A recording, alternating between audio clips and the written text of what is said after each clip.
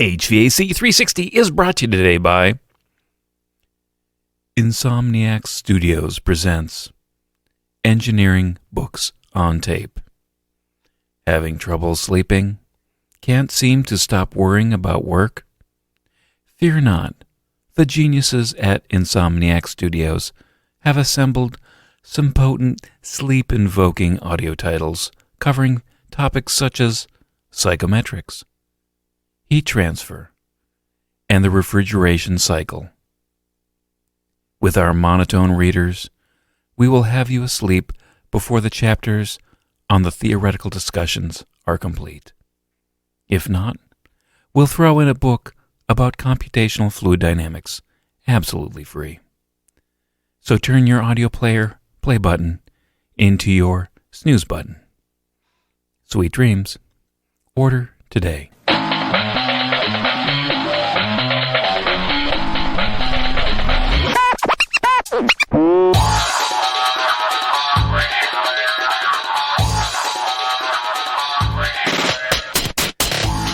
Hey everybody, welcome back. Matt Nelson here, your host for HVAC 360, helping you be the best and the brightest in the field of HVAC. I want to take this moment to really thank everybody for listening. I know this is everybody's really super busy, and I really appreciate you making HVAC 360 a part of your day. I know that you're out there and you're the best of the best, always looking to step up your game when it comes to HVAC. So, this week is going to be a summary of a webinar that came across my inbox. It was put on by Automated Logic Corporation. Who are those people? Well, they're actually one of the more major players in the building controls industry. So it was, the topic was high performance sequences, and they really wanted to dive into the ASHRAE Guideline 36, which wasn't published too long ago. And, it was one of those standards that somebody had, one of my buddies, Fred, with a local ASHRAE chapter, had turned me on to, and I really hadn't done anything with it, but when I saw this come across my desk, I go, okay, it's on demand, I can listen to it now, because I really am interested in it right at this moment. And, it was really a great, a good primer. Let's get into it. So, I went to ASHRAE, and here's what ASHRAE has to say about Guideline 36. So the newest ASHRAE Guideline 36, 2018, High Performance Sequences of Operation for HVAC Systems, provides uniform sequences of operation for HVAC systems that are intended to maximize the system's energy performance and energy efficiency, provide control stability, allow for real-time fault detection and diagnosis.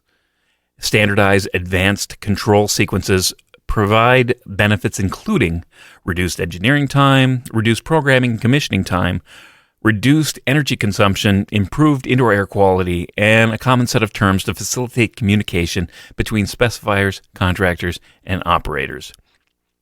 The intended audience of this guideline includes HVAC designers, control contractors, commissioning agents, and building owners, operators, and maintenance technicians. All right, so that's coming directly off the ASHRAE website. That is, it spells it out pretty well. Of course, it doesn't tell us everything. So, what did I learn in this webinar that I had? Well, I guess this is really the first iteration of a 102-page document, and it is under a constant maintenance heading. So that means that there's going to be constant updates. There's going to be periodic updates. You don't have to wait for a review cycle, a 3-year review cycle like some of the standards. This is under continuous maintenance. So, every couple months they could do something. It might be a year, but it is something that is going to change frequently. And that's kind of important, because once you get into understanding what Guideline 36 is, that's going to be important. It's going to be very clear to you why that's important. They actually have a simple goal of providing a uniform sequence of operations for the HVAC industry. And anybody who knows anything about the sequences of operation, they can be absolutely erratic. You have packaged sequences of operation from the control manufacturers. You have standardized sequences of operations from the engineer. You have maintenance staff that really don't understand how it's supposed to operate.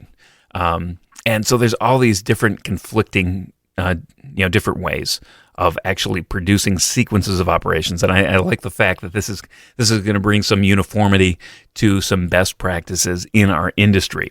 So, currently, if you went out and bought the standard right now, currently you're only going to see airside HVAC equipment. So specifically, it's going to be some of the big stuff. It's going to be VAVs and VAV systems, air handling units, not specialty equipment like DOAS, but just some of the core equipment that's very, very common. So this is a first foray. Obviously, you think about, well, what about hydronic systems, the heating and cooling? Those are going to come up actually probably next. But I guess the real cool thing, so this is all supported by ASHRAE research. And, even though you think of ASHRAE as mostly a membership organization, they do spend a large portion of their budget on research. And these are research programs that, people solicit to if you ever want to become part of the research. That's definitely an avenue that you can get involved with. So they actually had put out there to develop these sequences specifically for, this high performance kind of high performance equipment, make high performance buildings, things like that. So this is all based on ASHRAE research. So actually, what's happening here is that they've set up Guideline 36. And they got the first research project in, which happens to be on airside HVAC equipment. Now, they have other research projects ending and rolling in, and they're going to incorporate those into this guideline. Now, there's many more research projects out there. There's new ones starting. So all of this is being kind of incorporated. So that's why it's important that this is a continuously or under continuous maintenance as a guideline. Now, it's important to say that this is a guideline, not a standard. So whether or not it's going to be codified, that it would have to be written more in code language as a standard rather than a guideline. So that's probably not going to happen. But it's going to be something that you're going to be wanting to put in your specifications just so everybody's on the same page. So to give you kind of a structure of what the guideline looks like, what this 102-page document looks like, starts off with, basically it starts off with the purpose as a section on the scope, gets into set points, and this is both kind of set points from the design side and field-determined set points. It'll specify a list of hardwire points, and then last but not least, the sequence of operations. Now, it's going to have a bunch of different things. It's going to have, charts. It's going to have, different diagrams that you're going to be able to reference. And the sequence of operations, obviously, is going to be in there as well. So the goal is to use these standards instead of your own, instead of any custom standards or custom sequences or sequences from the control vendors. A lot of times when the control vendors out there, they have sequences of operation that they have kind of tested and figured that are bulletproof. So there's a little bit of conflict sometimes when you come up with these versus what the engineer has dreamed up of. And sometimes the engineer sequence, sometimes it's not the best. It might be one of those things that gets copied from job to job. And I guess the important thing is that, when you really do come up with a control sequence that works, and this is kind of assuming at least from the commissioning side, engineer is going to put out a control sequence that he thinks is absolutely fantastic. But he never really would get the feedback of whether that sequence actually worked, whether it was implemented even. Because really, the commissioning agent, and if the commissioning agent isn't even involved, and maybe it's left to the contractor, the temperature controls contractor may see that and go, you know what, I have the standardized sequence that I know is going to work. I'm not going to risk, what he really wants to do or she really wants to do as an engineer and put that into practice. So it really does kind of, make this uniform. Make this something that you could use from job to job, because even if you did receive feedback as an engineer saying, hey, this is a really great sequence, you should use it again, who's to say that it doesn't make it all the way back into your library of sequences of operation for the entire company. So you don't really know that these things will carry over from project to project. You just don't know. Obviously, you want consistently good sequences from job to job, and the fact that these are compliant with the most current standards and codes, so you don't have to, you don't have to work so hard. And, not like everybody's checking these to make sure that they are compliant with the latest codes and standards. I think that might be one of the gaps that's out there. And I think that is really cool that they are actually doing this. So, regardless of whether or not you implement them, maybe it is something that you want to look into, purchase Guideline 36 over at the ASHRAE bookstore, and be able to kind of evaluate them and compare them to what you are producing in your current sequence of operations. Finally, and they kind of alluded to it in the little ASHRAE clip from the website, they are incorporating a full automatic fault detection and diagnosis sequence in there, because it's one of those things. It's not enough just to say, okay, here's a great sequence. They want to make sure that everything is valid, and the diagnosis, and being able to kind of say that yes, everything's working right. So that's going to be something that is really great for the commissioning agent, great for the temperature controls guy, and really great for the owner to be able to see, here's the fault detection, and we'll get into that a little bit more when we cover that section. So let's talk about a couple sequences here. Now, one of the things that they do, and this is kind of, I'll give an overview. There's like 4 different topics here that I'm going to cover. So for Vav Zones, they want to be able to create groups. There's a lot more. I will. When I take a look at these are going to be a lot more involved than your typical sequences of operation, that at least that I've seen. But again, these are going to be, for energy efficient buildings, and that is going to be something that's going to be, probably coming up pretty hot and heavy. I just recently ran across something on LinkedIn saying that the AIA is now making it kind of a standard of practice that they're going to be, heading towards, net zero. They want everything to be energy efficient. They want to make that a standard of practice. Now, that might not necessarily mean too much to you, and say, so what? And what's standard of care, whatever. All right, so that may not necessarily mean too much to you, but it is a huge deal if they are basically shifting, their focus. And they've always had the 2030 district that they're trying to strive for, making sure that everything is energy as efficient as possible. But realistically, when architects look at a building, it's going to be, if they want to make it energy efficient, that's going to be something that's going to be driven by the owner. But now that it's kind of a standard of care, they're saying, okay, we're just going to make energy efficient buildings across the board, full stop. And if as an engineer you're not paying attention to this, you should be, because obviously an architect can make a building only so good, and then it stops at the systems level. Now, who designs the systems level? It's the engineers. So if they're trying to make it the most energy efficient building possible, and you are doing what you've always done, it's not going to match up.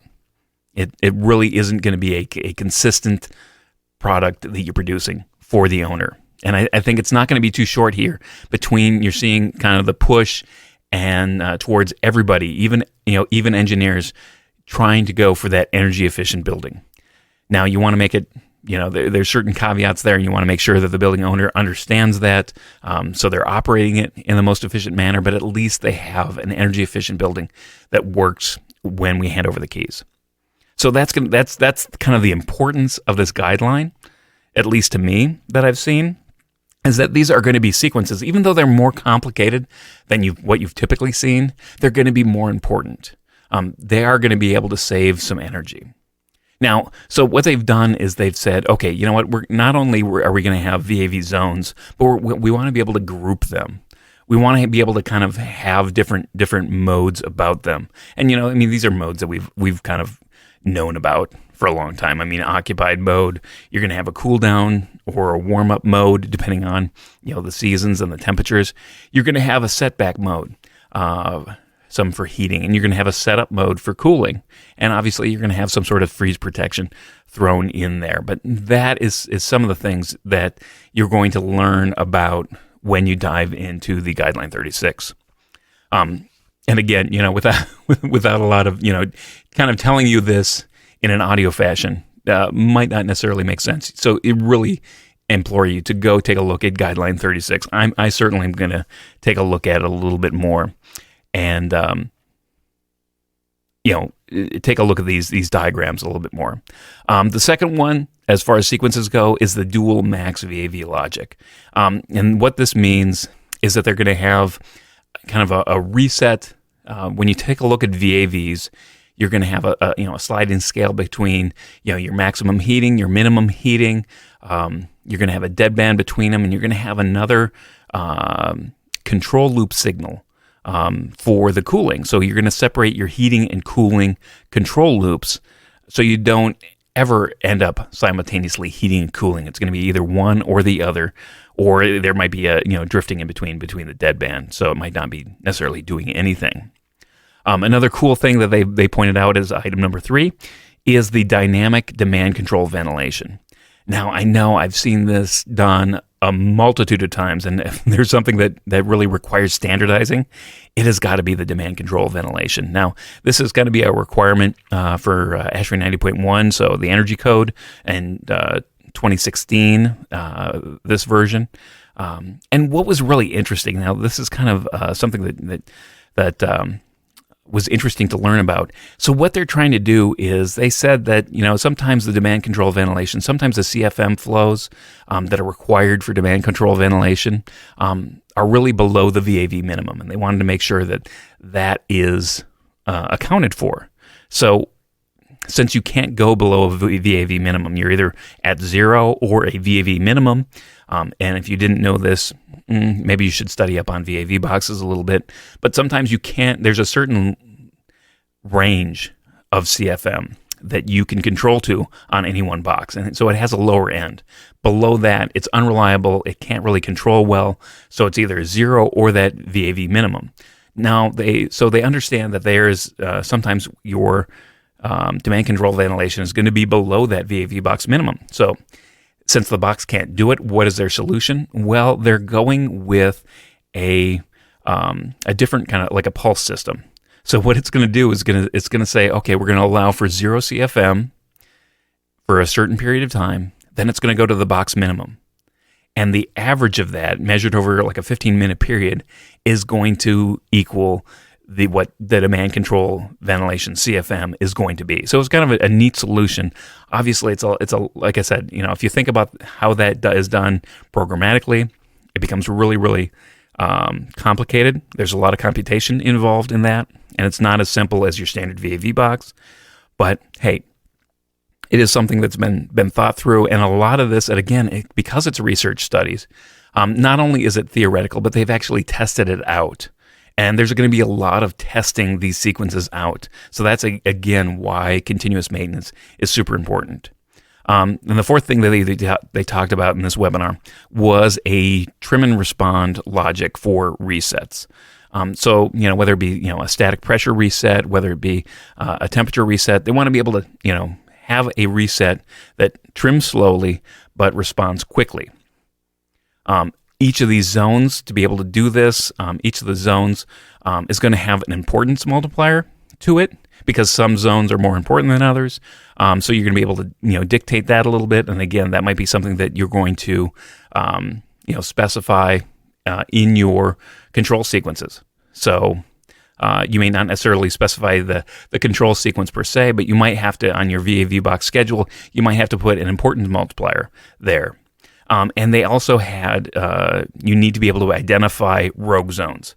Now, you know that if you're going to have some sort of reset where you're basing it on the worst case scenario, sometimes that worst case scenario is always the worst case scenario. Sometimes it just does not cooperate with the rest of these. And even if you have, put them in different groups and control that differently this way, sometimes that just doesn't cut it. So you need to be able to take those rogue zones out of the calculation and handle them separately.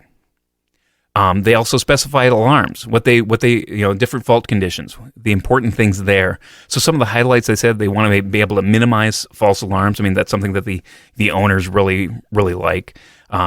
They want to be able to assume typical sensor errors. They want to use rolling averages. They want to suspend alarms during changes in operation and status. So just because something is changing from a heating to cooling mode, all of a sudden you might necessarily get a nuisance alarm. They want to be able to eliminate that by suspending alarms for a period of time while equipment changes from one state to another. Also, and this is one that's typically you have, I think it's just probably more for everything, but the fault conditions have to be true for a certain period of time before they are reported.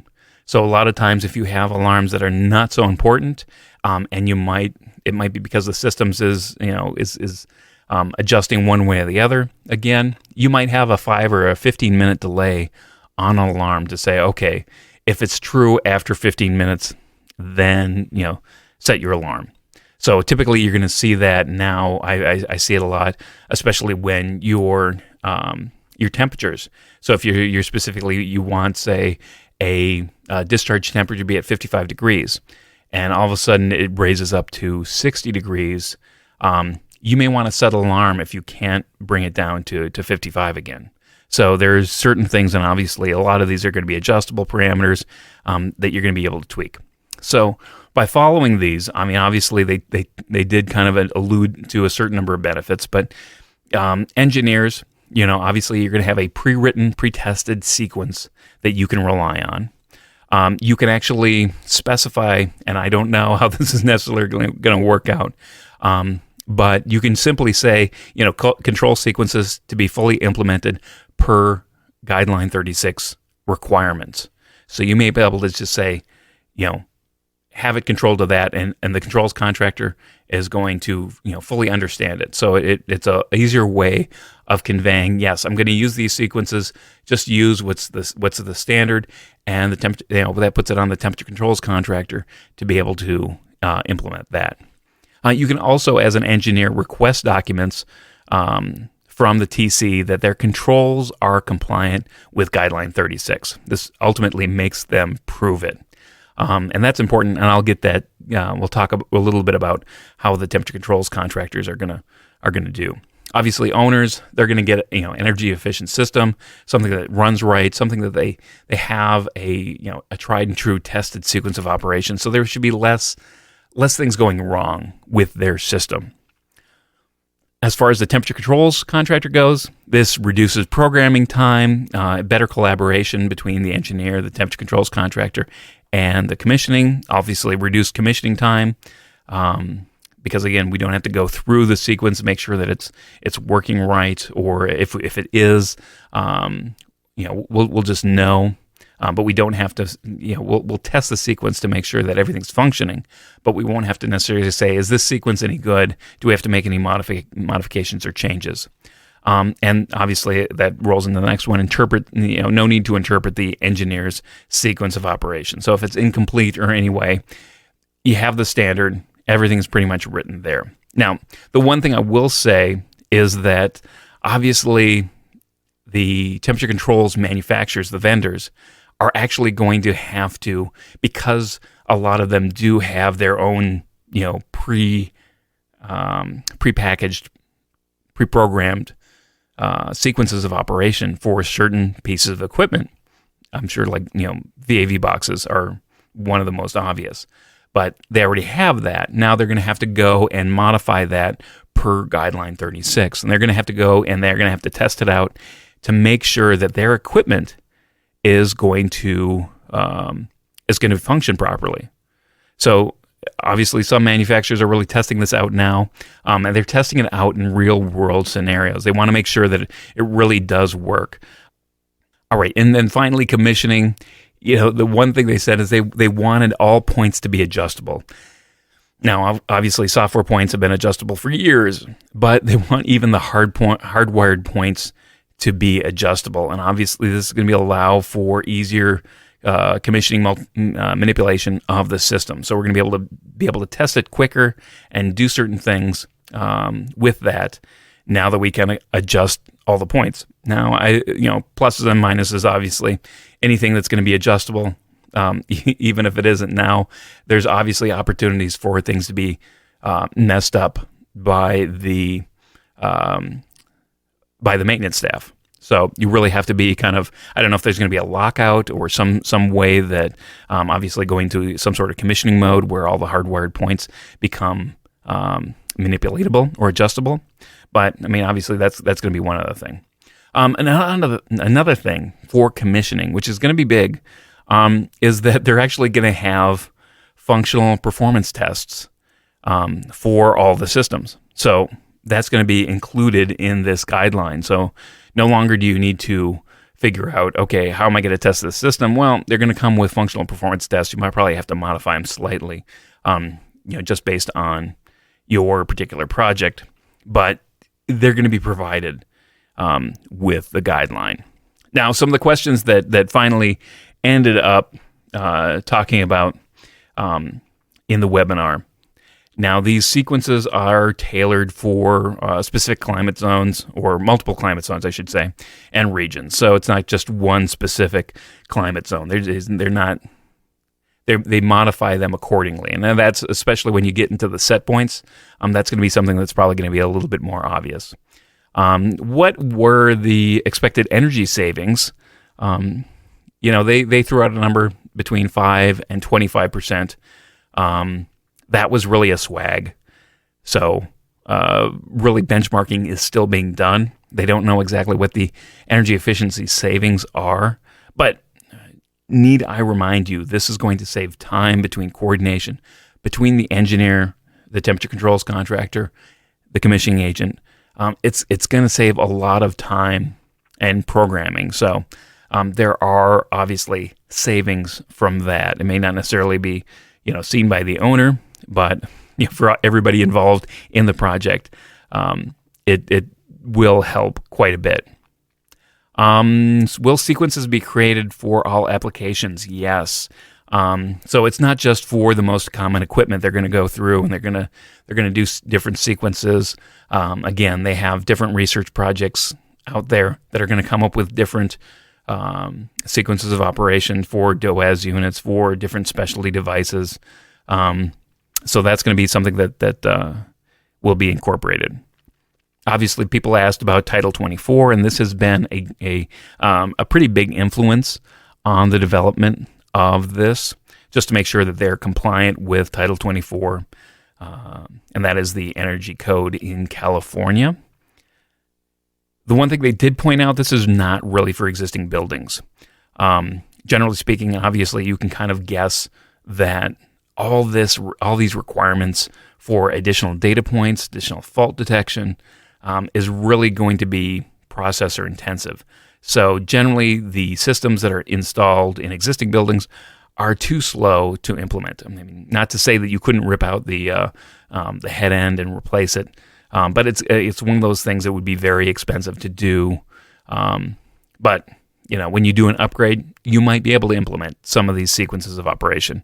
But that might take a little bit more doing than you would originally think. Obviously, last question, it does have higher data trending. Now, not all systems are built for trending data.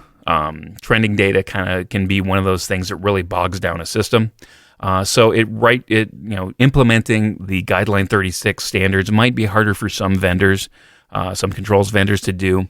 And some of them might actually have to modify their controllers. All right. So that was my take on the webinar. Thank you so much for listening today. I hope you learned something. If you know anybody who's looking to get more information on Guideline 36 or other things we talk about, consider passing this episode along. If you're not a subscriber, I didn't mention in the top of the show, but consider joining the community over at HVAC360.com. We publish a weekly newsletter that has additional HVAC goodness. So, go and sign up for that. And lastly, two other things. I'd really appreciate any ratings or reviews to Apple Podcast and obviously at the YouTube channel. getting more people. I'm going to try to get more videos that are going to be, me on video as opposed to just some of these podcast episodes over there. So that's one of the things that I'm trying to do within the next couple of months, and we shall see going forward from that. Well, that's a wrap for this episode of HVAC 360. I am Matt Nelson, your host, helping you be the best and the brightest in the field of HVAC. And as always, know what you build and share what you know.